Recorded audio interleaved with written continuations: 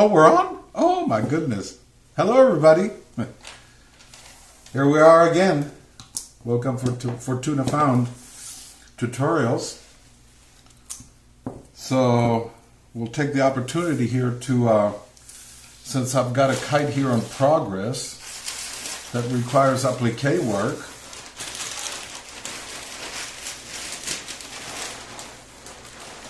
you can see what's going on here, you know. Of course, some of you may recognize these images from the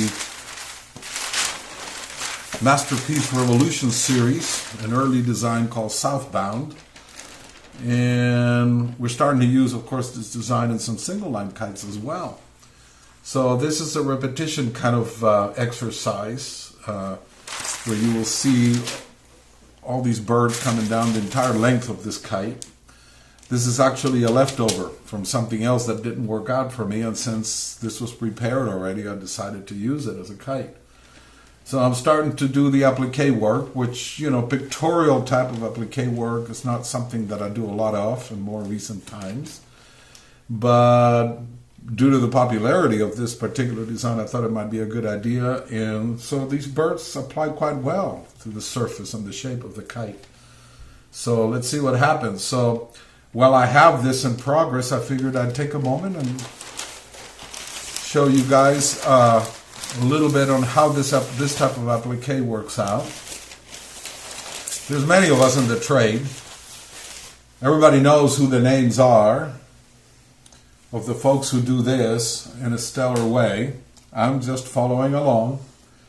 I happen to be doing this pretty much at the same time that other folks were discovering this technique, you know, which some folks call stained glass look, because all the perimeters are surrounded by black. So it's a layer and technique of fabric that you sew from the back where your lines are, but you have black material in the front, and then you start trimming the back and all the cutaways that you need, all the fabric that needs to be cut away from the back. And then you go to the front and you trim what needs to come away from the front, and you end up with what I just showed you, which is, this would be the final product. So you see that all the lines are surrounded by black. This is what makes it pop. And this is what it looks like from the back. So the trick of learning this technique is knowing what to cut and what not to cut. And mistakes happen, and sometimes you end up cutting through something here, you know, any of these pieces, and particularly the ones that are supposed to stay in the mix. And I will be showing you guys how to do that repair, how you can actually repair that mistake. So typically when we do the drawing of any kind, whether it's a flower or whether it's whatever pictorial design, graphic, or whatever it is that you want to do on the kite, if the base of the kite is going to be yellow, that's a very transparent color. So when you draw your image on the fabric, it's going to show through. When you start putting all the layers on top and then you put the black on top, but you know, that yellow becomes your back skin, or it's dominated by yellow. That could be the back skin that you draw on. If you're using red or darker colors as the background color in the kite, then ideally you do it with white. You do it with white fabric. And so this is what I'm doing here. Doing it over red, in the case of this kite, you could tack this to the back of the kite instead and then come in with the black over the top. But then when you go cut the black, you'd be getting rid of red. You know, you're adding another layer. So in the case here, what I'm doing is that I'm putting it in the front, and then I'm flipping the kite over and I'm drawing this again in the back here so I can see the lines while I'm sewing. So the more layers that you put on, the less of these lines that you see. So I'll show you that process as we move along here. So these techniques apply to anything, like I said, whatever design that you're doing. So in this case, we're doing it over white. And basically I am drawing following the lines that are in my template.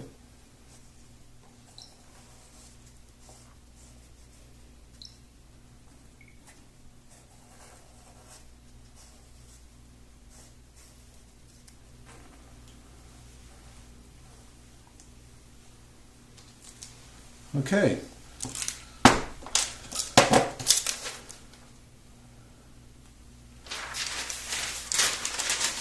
So here we have the bird on the fabric. This is the back side of it. You can see that the letters are quite, the lines are quite visible. So you can sew. They're not perfectly straight. I'm doing this in a hurry. Again, when you sew, you can sew a straight line across that. But that's just a guideline for you to follow, okay? So the next thing that I'm going to do here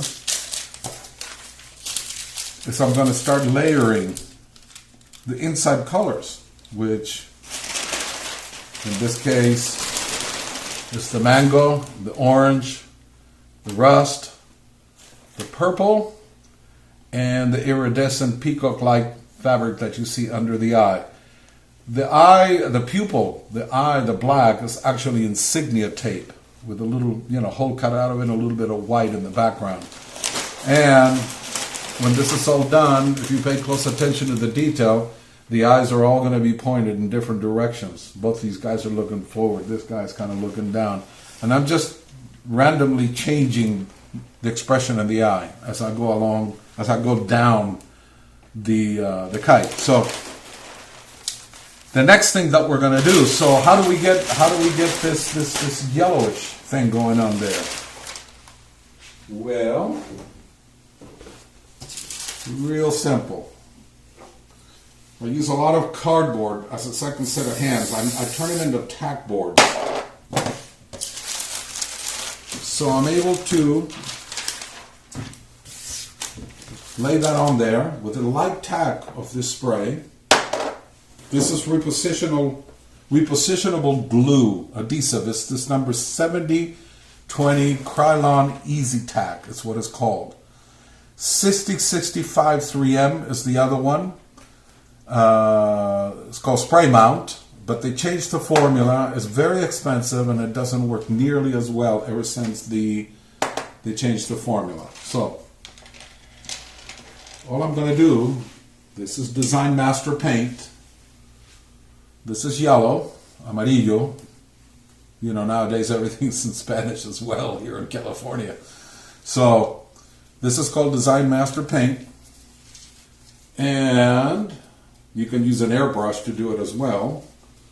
But I'm going to spray a little bit of it in here lightly, but I'm not spraying directly on it. I'm spraying away. You see? I'm spraying below it until I'm only getting just a little bit. Okay, so now I've got a little bit of splatter here. Does it matter? No, because all that's going to get cut out. The peak is actually gold. So we'll wait until this dries a little bit. So there's how I have the yellow fade that I'm looking for in there.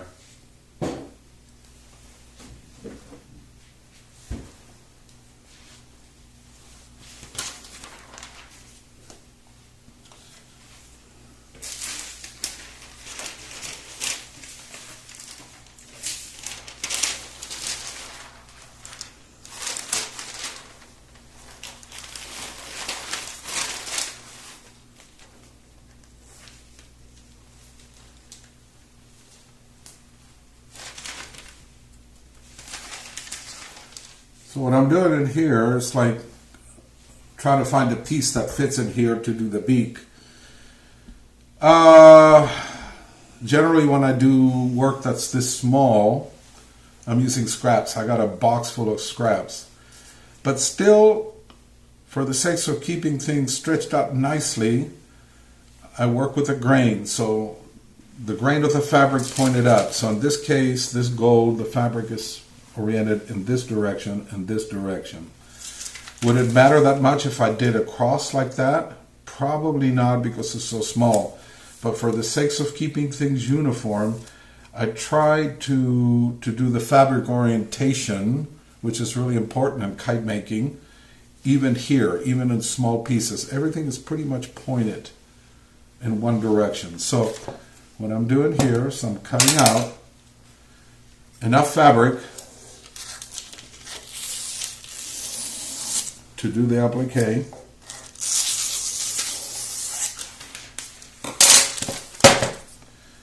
So the idea is that you need to overlap things. You know, if we're doing yellow, whatever color in here, we're not cutting up to the line, because essentially what we're doing is that we're sewing together several pieces of fabric. So this is the sandwich and layering process that I was talking about. So we have to make sure that this gold fabric goes over the line here.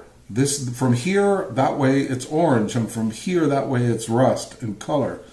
So here's a perfect overlap. So I'm just going to trim off just a little bit. Then I'm going to go back to my tack board here, and I'm going to lightly, at a distance, spray this. It's just enough to hold it in place. The more glue that you put on it, the more cleanup that you'll have to do afterwards, okay? With whatever methods you use. Mineral spirits is my method. This is also a new formula. It doesn't evaporate as quickly as the old formula used to, but it does the same cleaning. When you clean with it, it has a tendency to look like if you had just cleaned your work with oil or something. It has kind of that look to it. Do not panic when you see those stains or whatever, those wet spots. It does evaporate. It just takes a little longer than the old formula, and it won't stop you from keeping going with your work. You need to continue. If you decide to clean up that area while you're in the middle of your work, then just go ahead and do it and keep sewing, keep layering and sewing. Or just simply wait until you're done with the entire kite, and then you clean.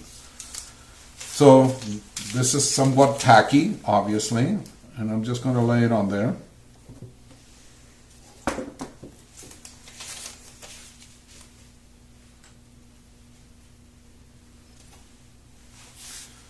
So let me see here. Let me move this one up a little bit.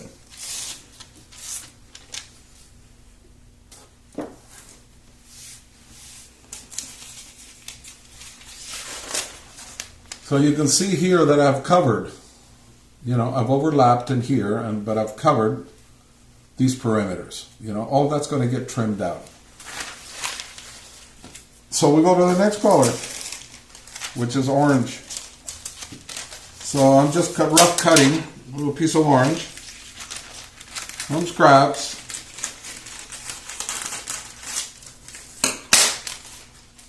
Spraying it. Again, very lightly.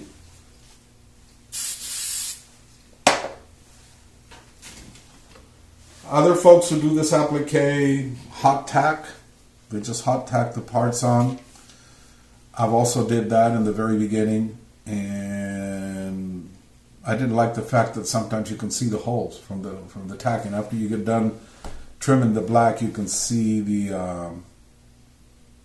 holes, the pinholes from the hot tacker. And hot tacking is done with one of these. Same tool that I use for punching holes in something or cutting any kind of opening on ripstop or Dacron. But the glue for me works. The cleaning is minimal. And it just works. So, same thing here. I'm putting a totally oversized piece of orange there. And I'm just going to trim it to size, like all the rest of it, and making sure that I'm covering the whole perimeter of this. This needs to be sprayed a little bit more.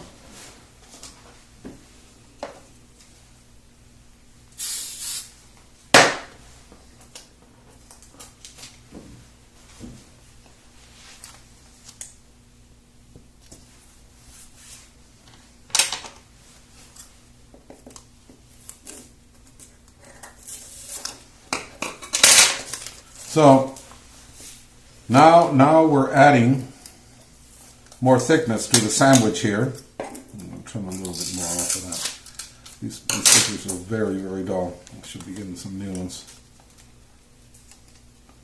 My applique scissors, are actually they're dangerous. They're so sharp, usually. So now we can move on to the rust. Next color in this layering thing.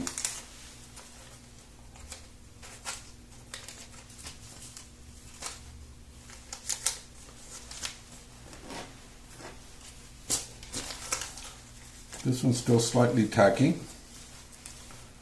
from the previous. Same thing here. We give this a little trim with the overlaps and the lines.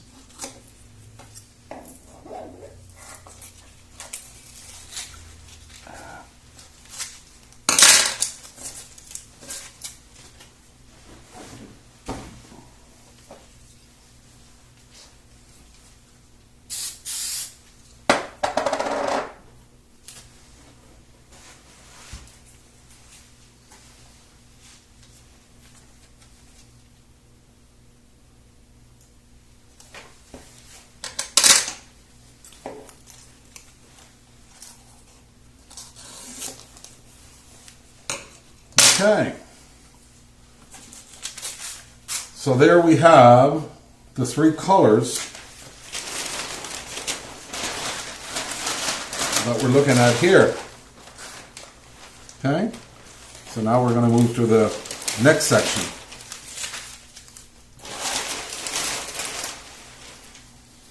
So, what is that?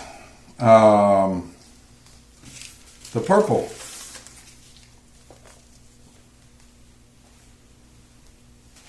I'm just going to go ahead and spray this whole thing, and then I'm going to trim.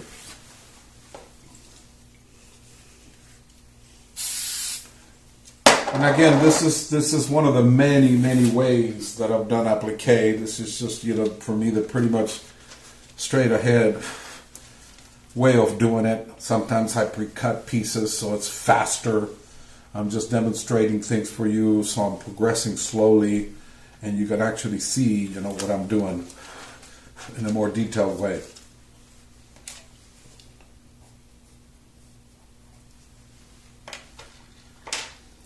This one's a little bit tacky. Just need to dry it out a little bit. So while we're waiting for that to dry out, I am going to cut out the eye, which is that. And again, it's all like a rough cut.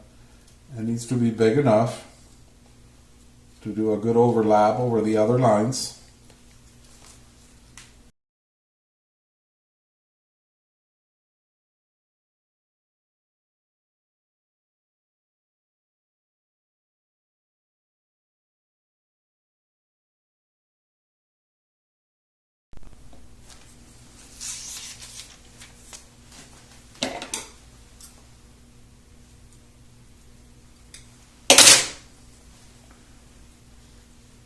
So all I'm doing here is I want to make sure that I land somewhere in here and somewhere in here. So my stitches catch it here, and that I'm overlapping here and here. Here, here, here, and here. So I've got enough in there so when I start sewing, my stitches will catch this parts and it won't leave me hanging. So that right there is pretty close to where it needs to be. Okay, so we're going to spray the back of this. And again, I'm doing an exercise of applique in very tight quarters here. Not really the way to start this practice. If you're just starting an applique, I would strongly suggest something simple. I am doing this now because I have this in progress. And this technique works the same in whether it's advanced or whatever. So, well, I have my videographer here. We thought we'd take advantage of the beginnings of this because here I'm able to show you the layering process and the sandwich process. And because I have it already started, I've done the sewing on that one, then I can show you how the trimming is done after you sew. Okay, so we got that covered. That first, then the purple. If you had the purple first, you wouldn't be able to see where to put that eye. Purple would cover up your lines. So,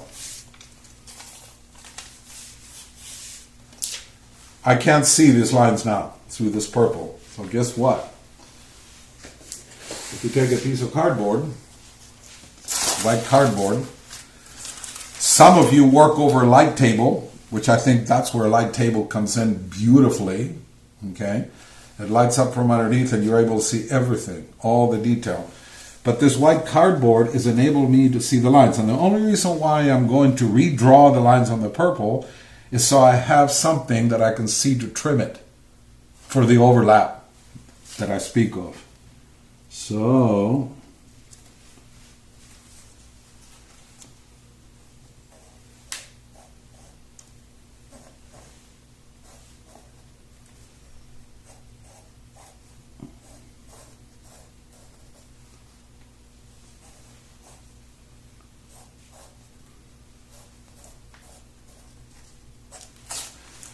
there it is. That's my purple area. Now I can trim it. But I could cut it and trim it, you know, just the same as I did with the other ones. Just make sure it overlaps the eyeball. But it is actually easier to just cover the whole eye with purple and trim out the purple that's in the wrong places afterwards. So, here's what I'm doing. I'm leaving a little bit in between the crest. I'm trimming with the scissors this way. And overlap right there. Into, again, overlap into the rust. And I'm going to come around. And I'm just going to go around the whole eyeball.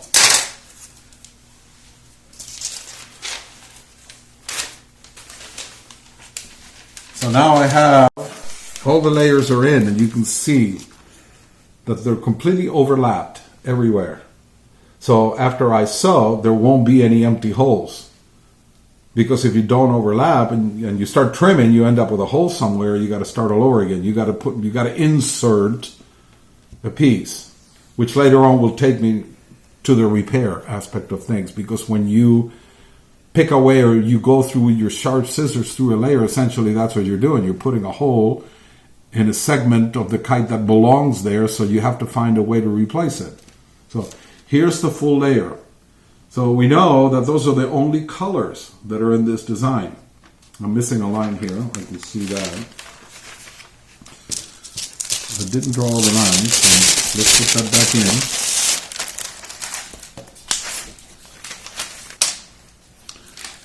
Okay, so move all this stuff away now. We have the layering already, and like I said, you could spray this onto the back so you can clearly see your lines, which is something that you wouldn't have to do at all. If this was a light orange or a yellow or a light blue, you would automatically see the lines, but because it's red, already those lines are very hard to see. You can see that. You can see them, but after I put the black over the top of it, it's not going to be so easy. So if you choose to spray this onto the back and then come to the front and put your black on the front, you're going to end up cutting through the red as well, which means that when you trim away the black, you'll be trimming red that's over the top of all these other colors.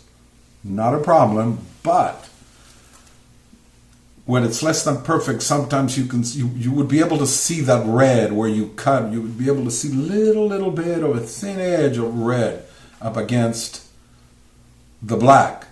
So if you want a totally clean edge that's totally black with very little or nothing really underneath that shows, then this is the way to do it. So I'm not going to spray this to the front surface because I'm going to use this bird here in this spot on the kite, but it's going to be much shorter. I'm going to end up losing about half of it. The only way that I can get 2 more birds is to reduce the size. So we may have one that's about this big and one that's way shorter here. So I'm going to save this. And the reason for that, I'm not going to show you. All I would do is just spray this, put it on there, and then come in with a piece of black and cover it. But what I do in this case, because I am sewing from the back, I'm coming in on the back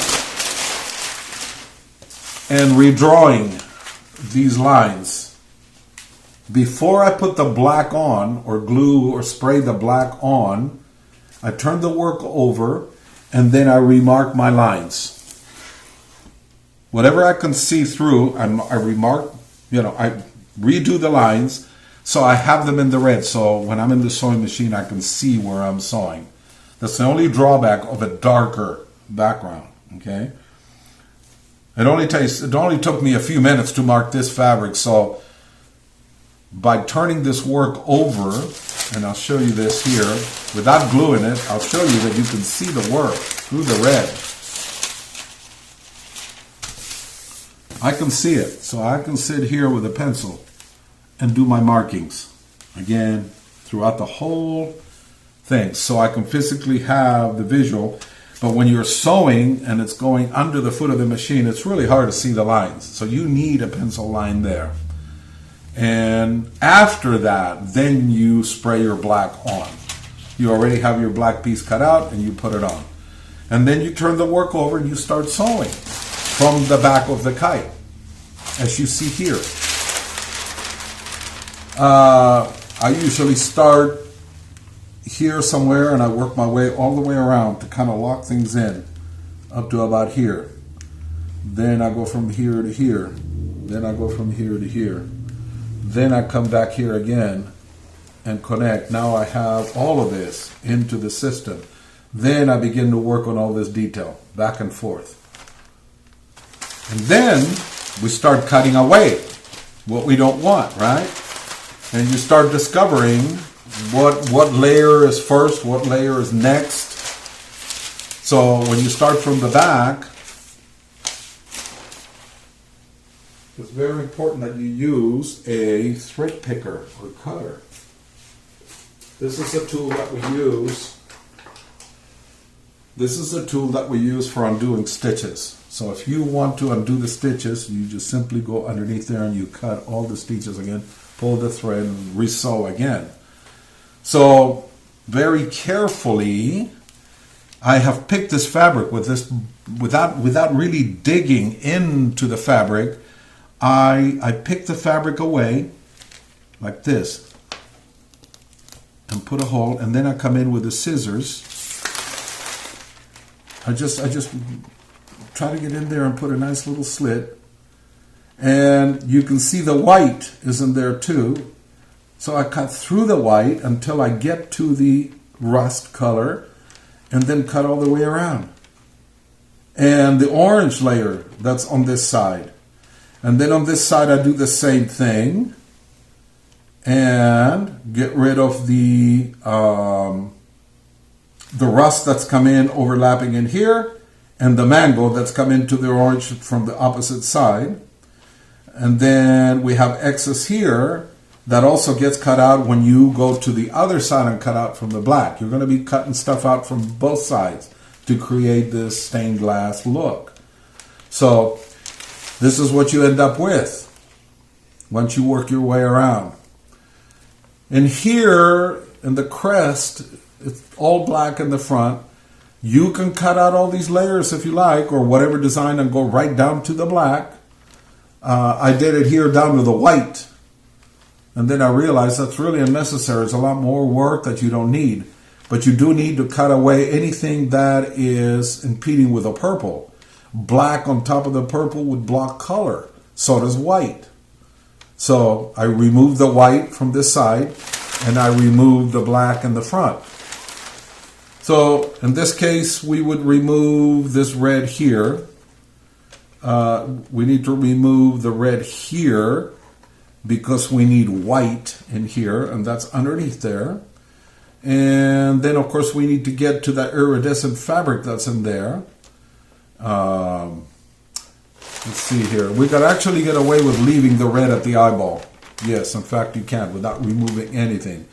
But you do need to do these guys here, and you need to, and I've done the purple, obviously. That's in the case of this work. So you have to, in your applique, in your design, you have to be mindful of what stays and what goes away, and getting a rhythm for what comes out of the back side of the kite and what comes out from the front side of the kite. So obviously here, other than cutting out the red on top of the purple and the white that's on top, going through 2 layers to get to the purple, and the same thing here, then you're ready to go on to the front side of the kite. You see all your lines. You start on the outside, and you trim along the edge.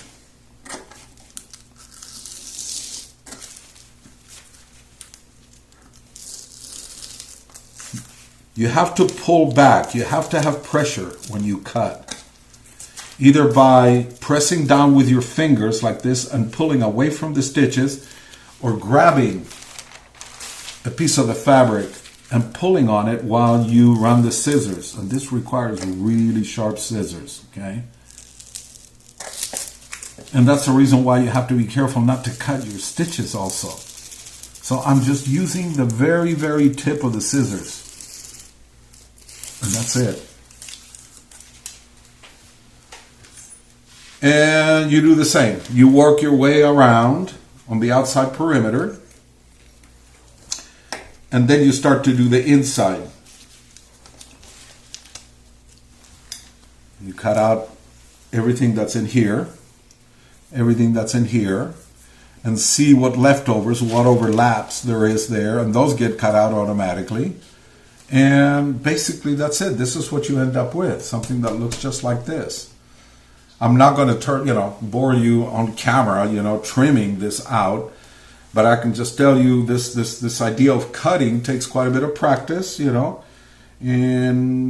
I'm not suggesting that you start that in one of your really big projects, that you practice with scraps and you practice on something simple before you go to an elaborate piece of work, So outside perimeter, and then you come in inside and start cutting out what's white, like the pupils, all the colors, and you will see there's leftover overlaps, because some of it gets taken out on the back side of the kite and some of it gets taken out in the front of the kite.